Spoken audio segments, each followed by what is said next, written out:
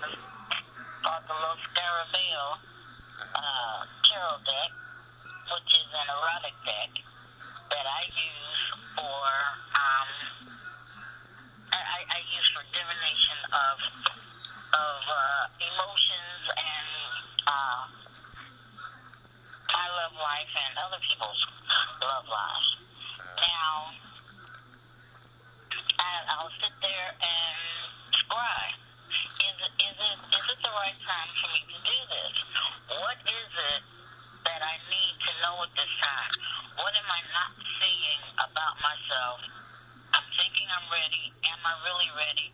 If I'm, show me what it is I'm missing so I can work on it.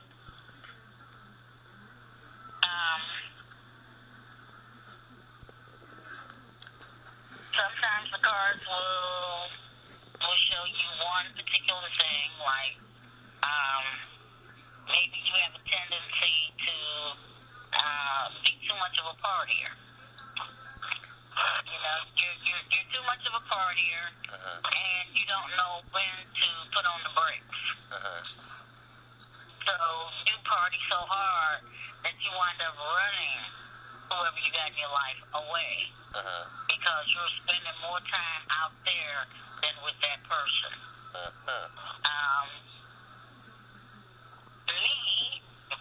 My card told me, I kept wondering why it was the relationships kept breaking up.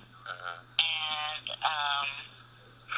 the card told me it was my fault because trying to live a conventional life. I was trying to do and be what I felt society wanted me to be, and I didn't fit in that mold. I didn't know that at the time. I had no idea.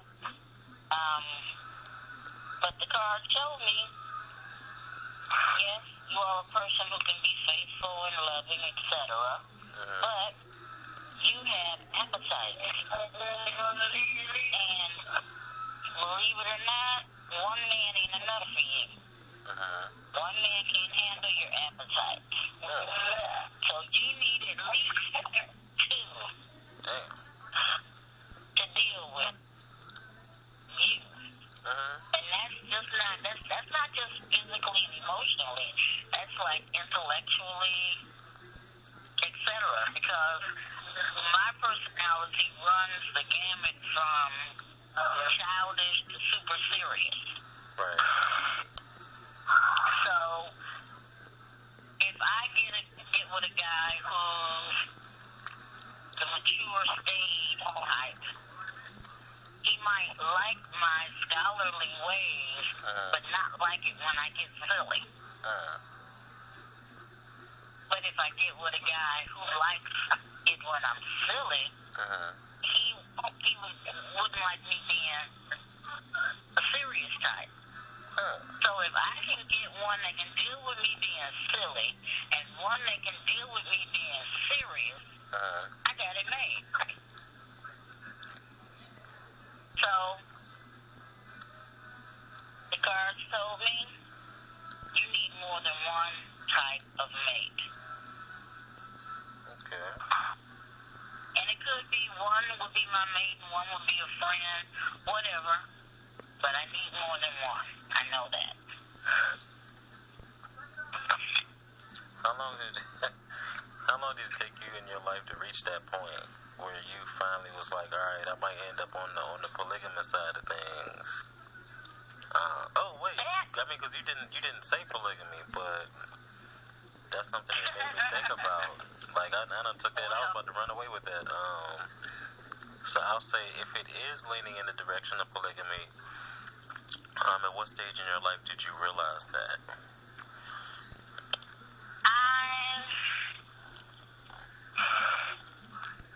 I noticed that in any relationship I was in, I always had a guy that I was devoted to, but I also had a guy that was a friend. Right. Usually, and sometimes because I was so close to them both, they would clash with each other. Right. You know? And I always felt I had to choose between the two of them. You know, and I was like, but that doesn't make sense. One I love as a lover, the other I love as a friend. And then another, you know, like I said, it wasn't until after I went through menopause and began looking at things. And menopause makes you look at life really differently. You reevaluate everything, including the rules and expectations of society. And I came to the realization I don't have to choose between the two. I can have both if I want. And there are many women out there, many women my age and older, who feel the same way and do the same thing. Unfortunately, society got the nerve to call us this cougar thing. I hate that name, cougar. I'm not a damn cougar. Why do you take offense to it? I'm a woman. I'm an older woman, that's all. And older women in all societies have this tendency.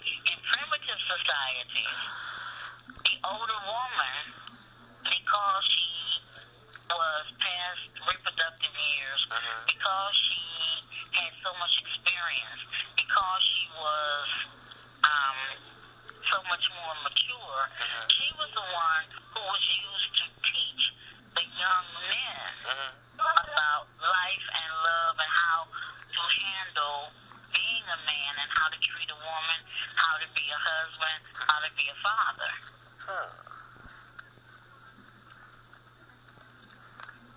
I think the cougar slang came in there when that same type of woman started teaching the young men how to have sex. And you take offense to that? Like, you don't... I do not like that. I don't like being called a cougar. Like I'm on the prowl, looking for something to attack. Don't you want to prowl though? So you're not on the prowl when you go out there like, hey, I still got it. Come and get it.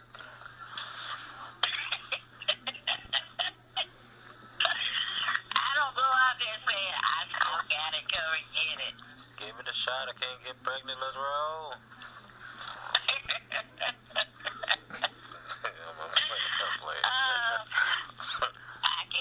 I can't help it if the young fellas get interested. If they get interested, fine. Okay. So you cool with it, you just don't want the label. I got you. I just don't like that label. You just don't like that particular label. I got you. I understand. Where's our energetic buddy? Right here. Oh, he's on the calm. See, I don't know.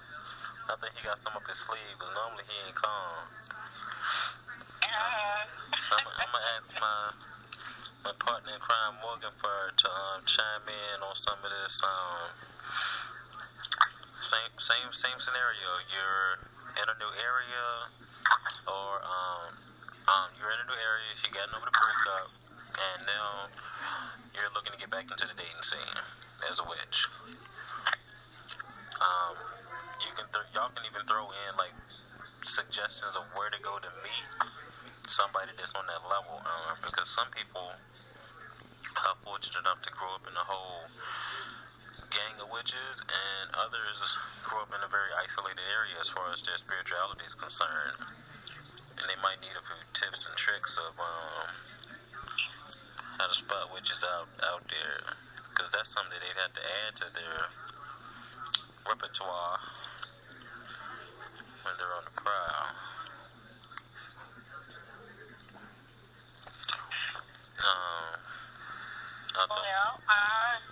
They can, you know what?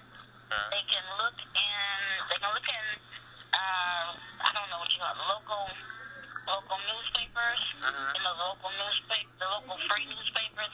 Like here in Cleveland, it's called Scene Magazine. And you can look in the back, and they have ads. They have ads for dating, they have ads for this, they have ads for that. But they also have ads area or who want to meet other pagans, advertise this. It also tells about upcoming pagan events that they can go to. They can tell them about drumming circles and things like that. You know, the different metaphysical shops advertise in them. So they can, you know, they can go around there. There's always places if you want to meet other pagans that you can probably go to.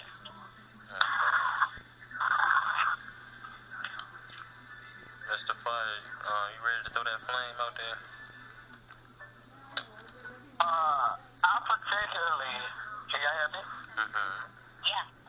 I particularly, when you're in a new area, in a new environment, you're not gonna see the same old folks. These folks got a whole different environment, a whole different influence and stuff like that. Now, I personally, as a witch, I will go into my altar room, switch everything around, and put out some energy to attract the qualities that I want in a person. Because you ain't gonna just be out in the wild, just out in the wild. You might not find none. You want to attract some stuff out there. You want to put some food, some bait out there for these folks. Now, you personally are this bait, the real bait. But I lure them in with a little something. I put my new clothes on. I put my new cologne on. I put my love oil on. My traction oil on.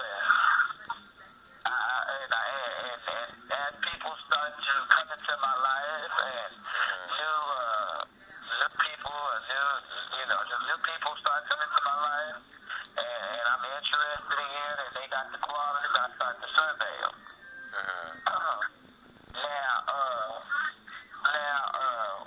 When you're doing this, you want to be serious about what you're doing. Instead of if you ain't serious and you just got a whole lot of folks, sloppy folks around, they just gonna be around, and you gonna wonder why they're around. And you got everybody hitting on your stuff. Don't just do it because you just want to do the work. Do it because you're serious about finding a new relationship, or wanting to date somebody.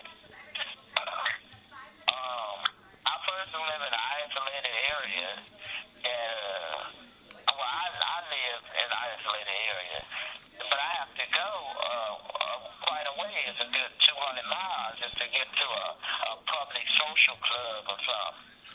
A club, or a party club, or a party scene, or something like that.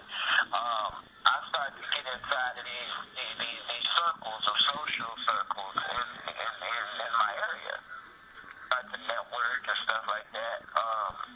And with the attraction stuff I put out there, I start to attract these social groups and social people and stuff. Not everybody out on the prowl. I just put the message out there. I'm out on the prowl too.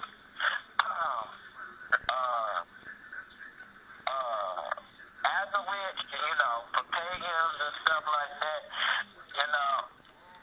you being a witch is you personal. You ain't gotta always find another witch. You just find somebody that's supportive of you being a witch, like truly supportive, or that will support you in being a witch. Go ahead and spark that conversation, since you done blended that in there already.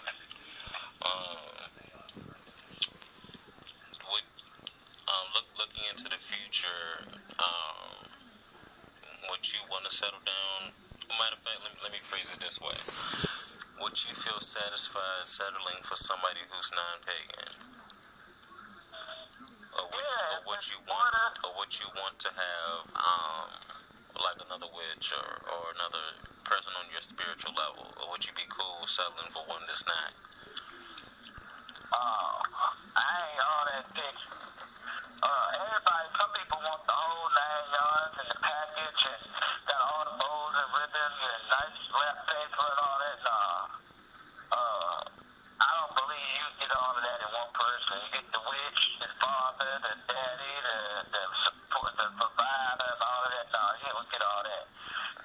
get the hoe and the freak and you ain't gonna get the freak and the mother and the worker all in one either.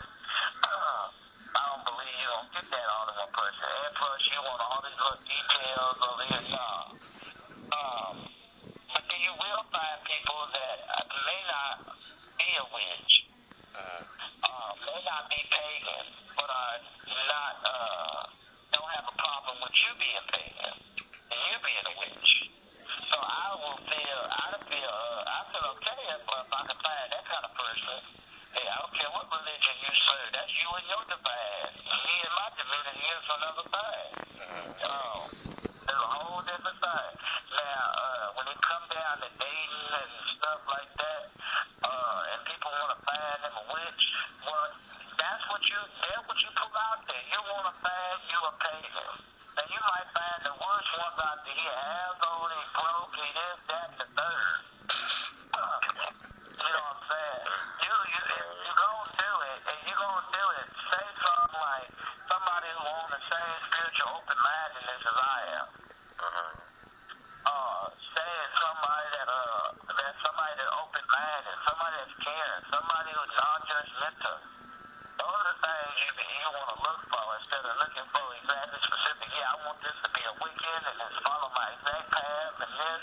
Because a lot of times I see folks want the same thing that they want them to be an exact opposite of them or the exact copy of them. Let's say, better say a exact copy of them, and they can't get along with that person for nothing.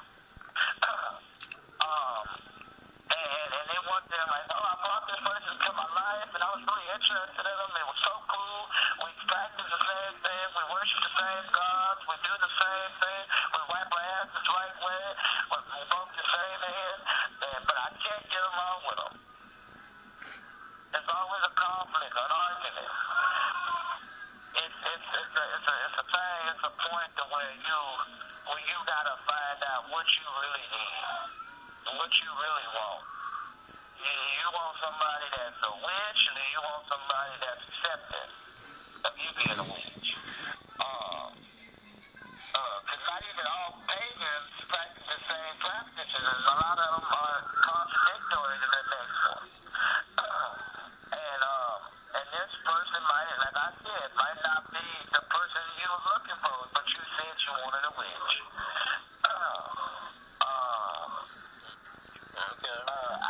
I would be okay with settling down with somebody that isn't of the same spiritual practices that I am.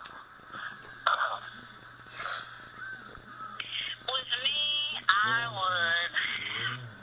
would have to have a pagan.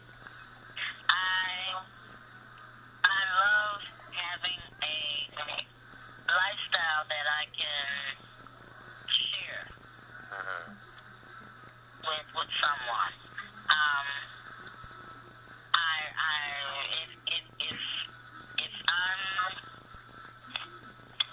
If the full moon is coming up and I decide I want to brew some beer, I want someone I can brew beer with who understands the symbolism of it, who enjoys crafting things like that, and who can join in with me when I make esoteric jokes. Who gets the punchline? I don't have to explain it to them. I'm not talking over their heads about anything. Also, again, in like Morgan Fire said, you're not going to find someone who's going to be this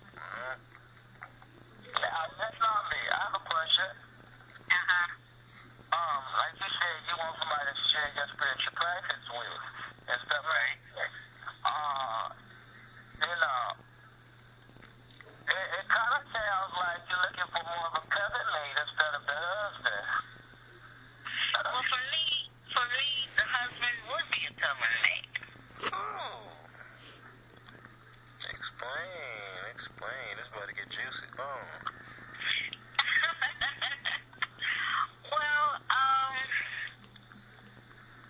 if for instance, if I'm working on, if we decide we need, I don't know, $10,000 to replace the roof on the house. Okay? What I would want is a guy who understands semantics enough that he understands that maybe the best way of going about doing this is to do sex magic. And so he would be a co-creator in this endeavor. And we would be able to work together on this.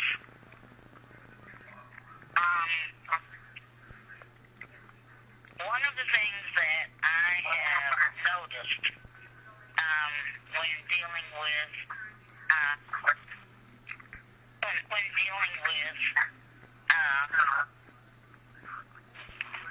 guys in a relationship is that I want, well, for instance, like I said, when I have two guys, one guy is my lover, the other is my friend. Usually the one that's my friend is it sounds odd, but it's more like a sister to me. More so, I mean, I know you're saying, what? The guy is a sister? He has qualities that would make me share things with him, share my thoughts, share my emotions, share my hurt and pain. We can sit there and laugh together, and instead of him being the analytical male who tries to fix a problem, he can sit there and laugh and joke and cry right along with me without trying to fix it, without trying to be the hero. And I have always had relationships where the best friend is always a sister type to me. So, I want a companion on all levels. We're still on Earth, right? Do you think that's realistic? Do you think that's realistic? Did you? Yeah. I just asked I think it is. I want a companion on all levels. Okay. But you said companion. Right. But you just said two people. Right. So that means that you have companions that satisfy all levels of you. Right. Okay. I was just clarifying from my understanding, because it would have sounded like that you about to mold somebody out of clay and give them all these qualities. and they was going to love you forever and stuff. So that would have sounded like. So from your standpoint, Morgan Fire, you trying to say that she can't attract that kind of love to herself? I'm not saying that she can't. Like you don't think that type of person is realistic? That because we are human, we become so specific and detailed down to what qualities and everything we want to attract that person becomes one in a million instead of one in 100,000. That person you might want to be attracting might be all the way across the ocean. Doesn't matter where that person is located, though. Doesn't matter where that person is located. You know, I believe that there's always someone out there for you. And no matter how far, no matter how near, there's always somebody out there for you. And let a genius baby just get here. What? You remember that song? What? It's not simply. It's not a matter of searching. It's just a matter of putting the vibe out. And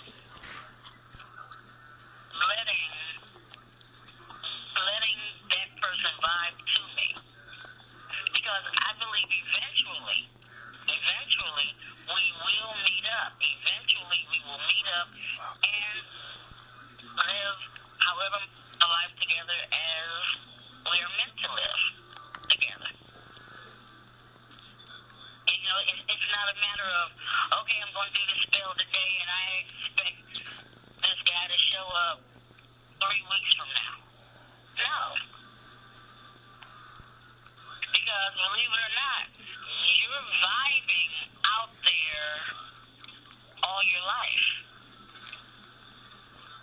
Every time you feel the need of a companion, the need of a friend, the need of a lover, you are sending out vibes. And those vibes do not stop just because you have stopped. It's a ripple. It's like a ripple. It keeps going. And it bounces, ripples, and it keeps going. And the vibes of frequency that stay to it will be drawn to it. So, with that, there's an old song about a Letter James called "Just Get Here." That's what I said a few minutes ago.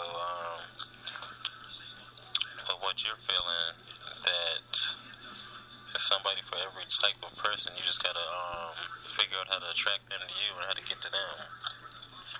yeah. Okay. Don't be impatient, because they're out there. And they're looking for you just like you're looking for them. Yeah. And I might find them in the next lifetime. So, I think Morgan Farr don't believe in that type of person. I think that's why he keeps trying to stick on this subject, because he don't think that it's possible. But it's okay. You know what? You know what? It's okay. No. And stop. Hold up. He gonna try to run on for another 30 minutes. My phone gonna die. I was about to say, Morgan Fire, listen to this recording 2-3 years from now and see if you still feel the same way. That's right. Well, I doubt that very seriously. all the time. You just go wait 5 years. Wait 5